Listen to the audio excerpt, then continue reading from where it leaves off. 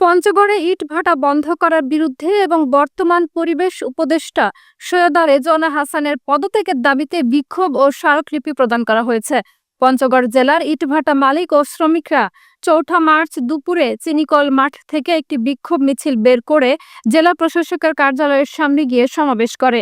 সমাবেশে পঞ্চগড় জেলা ইটভাটা মালিক সমিতির সভাপতি শফিউল্লাহ সুফি বলেন, তারা দীর্ঘদিন ধরে সুনামের সাথে ইটভাটা পরিচালনা করছেন এবং সরকারের বিভিন্ন খাতে আর্থিক সহযোগিতা করে আসছেন।